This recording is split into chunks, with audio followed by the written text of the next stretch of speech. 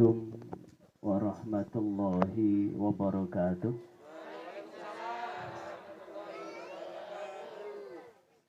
Alhamdulillah.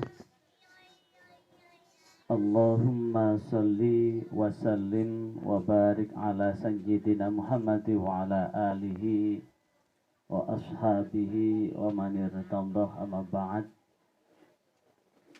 Yang saya hormati pengasuh dan pengurus Quran Siratal Mustaqim, segenap wali santri, hadirin undangan yang berbahagia.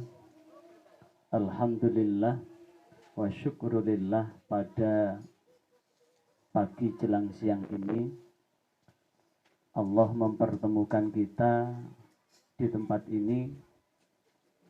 Mudah-mudahan apapun yang kita lakukan senantiasa diberkahi oleh Allah Subhanahu wa ta'ala.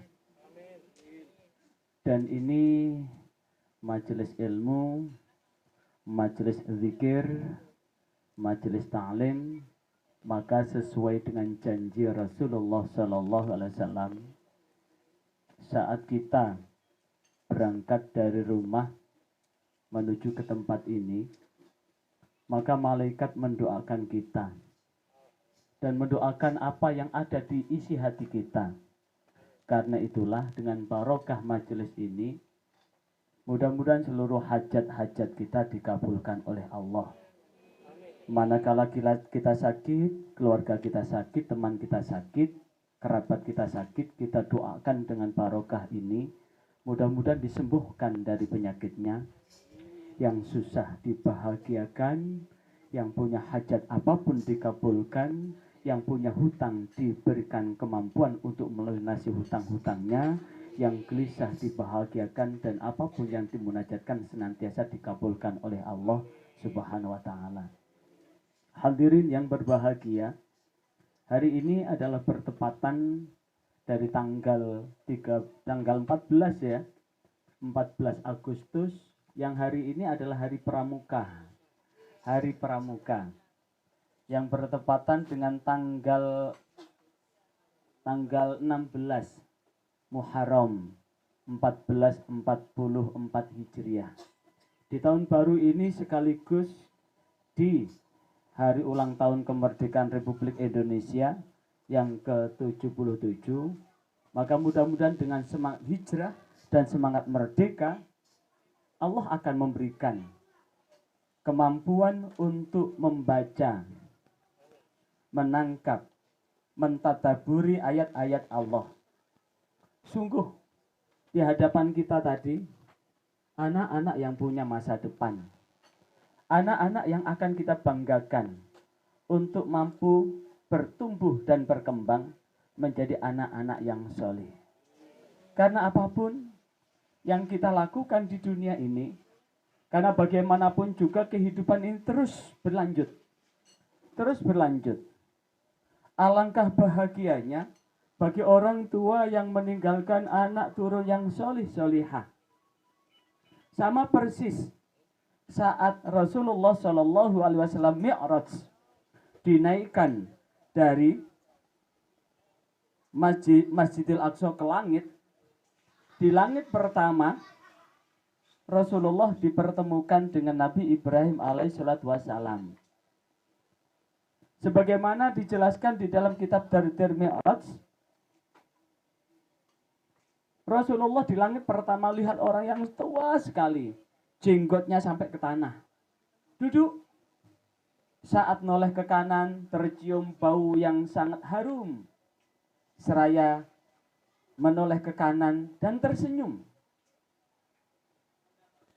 Saat menoleh ke kiri, tercium bau yang busuk. Dan saat tercium bau yang busuk itu, beliau menangis. Nabi Muhammad bertanya, kenapa? Saat engkau menoleh ke kanan, engkau tersenyum. Saat engkau menoleh ke kiri, engkau menangis. Maka sesungguhnya Nabi Adam adalah manusia pertama yang diturunkan di bumi, yang menurunkan manusia seluruhnya. Kita yakin bahwa seluruh manusia di muka bumi ini adalah anak cucu Nabi Adam? Ada yang tidak meyakini bahwa manusia ini adalah anak turun kera?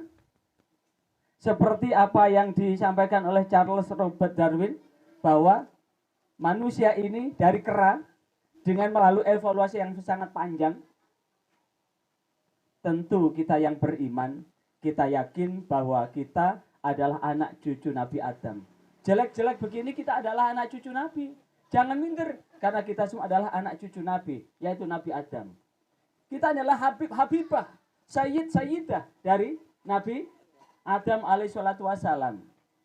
Tapi ingat, inna akramakum indallahi atqakum.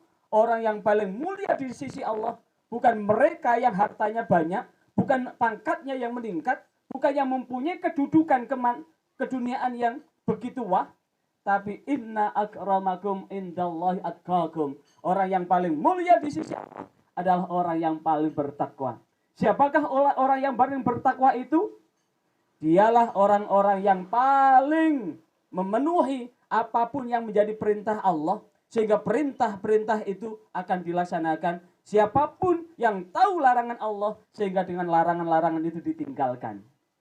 Maka saat itulah Nabi Ibrahim menoleh ke kanan, melihat anak cucunya yang patuh sama Allah, dan mereka termasuk ahli surga, makanya baunya harum. Saat menoleh ke kiri, melihat anak cucunya yang ada di dalam neraka, makanya beliau menangis, meratapi. Kenapa Le? Kamu semua kok, kenapa nak? Kamu semua kok masuk, kamu kok ada di dalam neraka? Nah, inilah yang kemudian Allah Subhanahu wa ta'ala mempertanyakan buat kita semua di dalam Al-Quran surah nomor 41, yaitu surah Fussilat ayat 40. Di situ Allah mempertanyakan dengan pertanyaan yang agak sumir, agak menyindir. Afaman yulqa finnar. Afaman yulqa finnar. Apakah orang-orang yang dilemparkan ke dalam neraka itu khairun, lebih baik, amma ya'ti amina, dibandingkan orang yang datang kepada Allah pada hari kiamat dengan aman sentosa. Siapakah orang yang aman sentosa itu? Adalah orang-orang yang melaksanakan apapun yang telah menjadi perintah Allah. Sehingga dengan perintah itu dikerjakan, orang-orang yang tahu larangan Allah, sehingga dengan larangan itu ditinggalkan.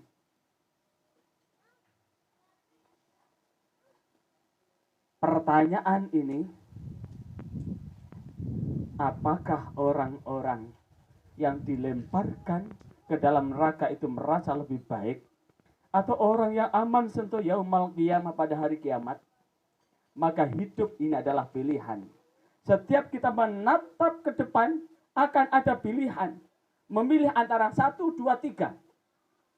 Saat kita memilih melangkah dengan kaki kanan, berarti simbol kita akan melangkahkan dengan jalan-jalan menuju ridha Allah. Apakah kita melangkah ke kiri, sehingga dengan langkah kiri adalah jalan-jalan menuju murka Allah.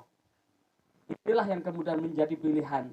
Pertanyaan berikutnya, perintah berikutnya adalah i'malu ma syi'tum. Jikalau engkau dengan pilihan menuju neraka itu lebih baik, i'malu ma syi'tum, kerjakanlah apa yang kamu kehendaki. Jikalau kita memilih dengan ridha Allah, aminan yaumal qiyamah, jalan yang aman sentosa tanpa halangan untuk masuk neraka dulu, i'malu ma syi'tum, maka kerjakanlah apa yang engkau kehendaki.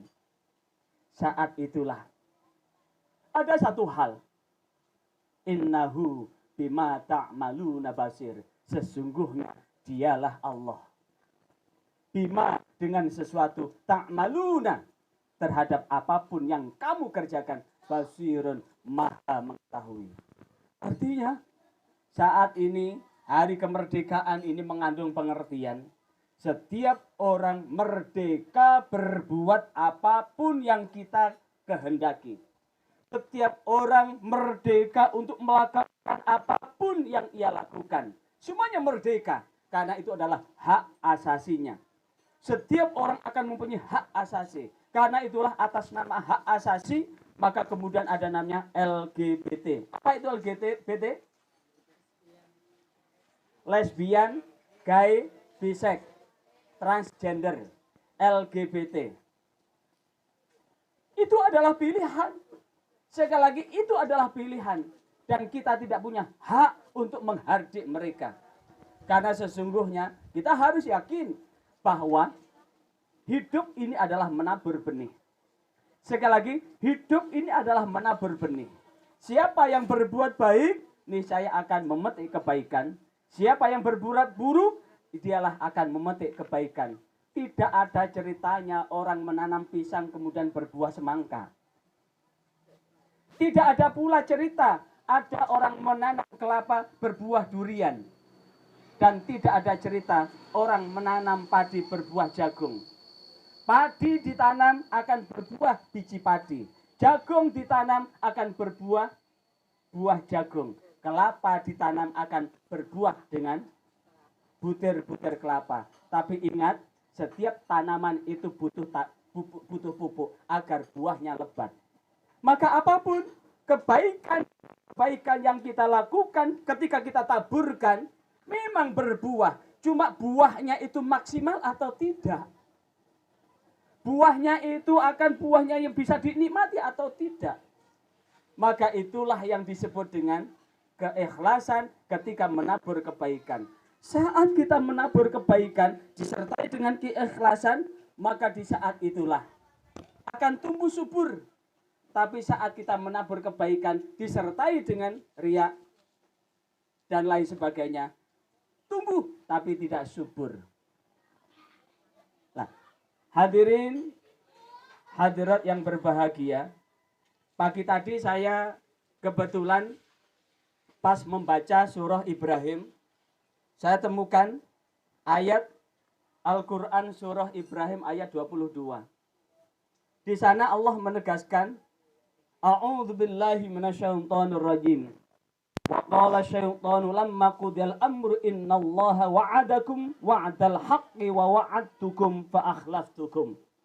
Wa ma kana li'alaikum min sultanin illa an da'autukum fastajabtum li. Fala talumuni walumu anfusakum. Wa ma ana bimusrihikum wa ma antum bimusrihi. Inni kafartu bima asyraktumuni min qabl. Innal zalimina lahum azabun alim. Ini adalah sebuah statement yang dinyatakan oleh setan pada hari kiamat. Sekali lagi, ayat ini Al-Quran surah Ibrahim ayat 22 ini adalah statement, pernyataan, pengakuan yang jujur dan tulus dari setan pada hari kiamat. Apa pengakuan yang jujur itu? Wa qala syaitan, berkatalah setan, lamma qudiyal amru, tatkala telah selesai diputuskan perkara. Kebaikan dihitung kebaikan, keburukan dihitung keburukan, dan kemudian dihitung semua, diputuskan semua pada hari kiamat itu. Maka kemudian apa yang dilakukan? Inna wa'dallahi haq, inna wa'dakum wa'dal haqqi, innallaha, sesungguhnya Allah, wa'adakum, telah menjanjikan kepadamu, wa'dal haqqi, dengan janji yang benar. Jadi sebetulnya setan itu sudah sadar bahwa janji-janji Allah itu benar. Ancaman-ancaman Allah itu benar. Saat itulah innallaha wa'adakum, sesungguhnya Allah telah menjanjikan kepadamu wa'dal haqqi, dengan janji yang benar. Wa'adtukum, dan aku menjanjikan kepadamu. Maksudnya sudah tahu bahwa janji-janji Allah itu benar, maka kemudian setan datang kepada kita. Kalau barang apik, walaupun itu bukan milikmu, kok pangan enak. Oh, kalau barang apik, enak, seneng. Artinya apa? Selalu membisikkan yang benar itu dijauhi, yang tidak benar itu didekati. Dan saat setan menggoda kita, wa'adtukum, aku menjanjikan kepadamu untuk apa? Fa'akhlaftukum, untuk apa? menyelisihi janji Allah yang benar itu. Menyelisihi itu apa? Mengingkari janji-janji Allah yang benar itu pada kamu. Wa ma kana liya, dan tidak ada padaku alaikum atasmu min sultan, kekuasaan. Aku tidak punya kuasa apapun padamu. Aku tidak punya kemampuan apapun padamu. Illa anta'udukum, kecuali aku hanya mengajak kamu untuk apa? Menyelisihi apa yang dibenarkan oleh Allah. Apa yang Allah perintahkan, aku ajak engkau untuk menjauhi. Allah memerintahkan sesuatu untuk dijauhi, aku ajak engkau untuk apa?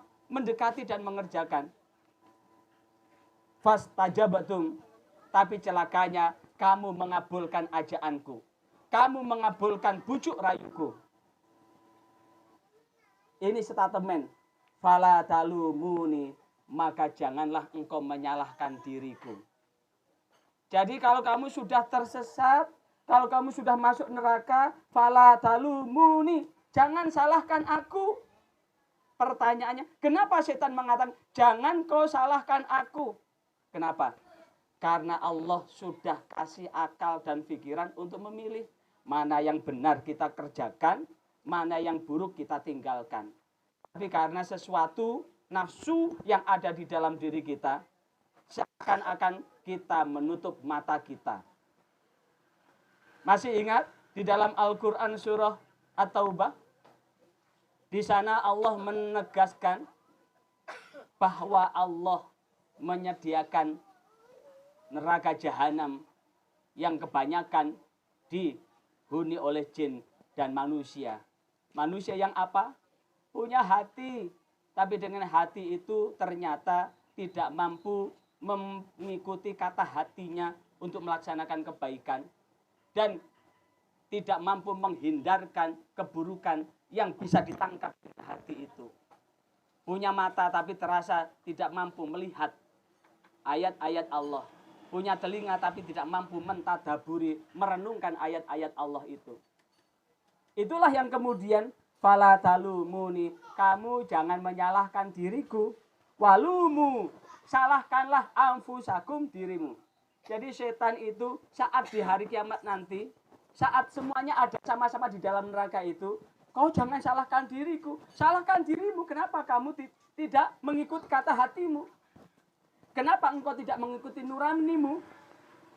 Ma'ana bimusrihikum, dan aku sekali-kali tidak akan mampu memberikan pertolongan. Wa ma'antum bimusrihi, kamu pun tidak akan mampu menolongku. Inni kafartum, sesungguhnya aku menolak bima asyraktumuni, ketika kamu menyekutukan Allah. Min qablu, sebelumnya. Innal zalimina lahum azabun alim. Sesungguhnya orang yang zalim baginya siksa yang pedih.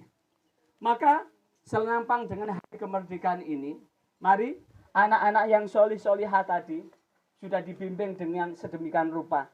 Tinggal kewajiban kita untuk merawat. Anak-anak ini sudah ada di jalur yang benar. Tapi ingat, sebelum nyawa meninggalkan tubuh kita ini, setan itu akan dengan segala daya upaya untuk menggoda lo ya. Sekali lagi, sebelum nyawa meninggalkan jasad, setan akan dengan segala upaya untuk menggoda dengan hal apapun. Masih ingat kisah Kiai Barsiso, orang yang oleh malaikat dipuji sedemikian rupa, tapi karena sesaat Kiai Barsiso akhirnya masuk neraka. Tapi masih ingat kisah yang panjang di dalam kitab Riyadhus Shalihin, disebutkan ada orang yang membunuh orang sampai 100, tapi di akhir hayatnya dia ingin memperbaiki kebaikan, memperbaiki kesalahan dan keburukannya, tapi Allah mengampuni dosa-dosanya padahal belum berbuat baik, hanya berkeinginan untuk berbuat baik.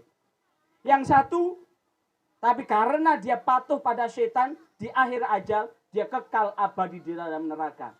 Kita tidak tahu apakah kita nanti akan kelak meninggal dengan husnul khotimah? Tidak tahu.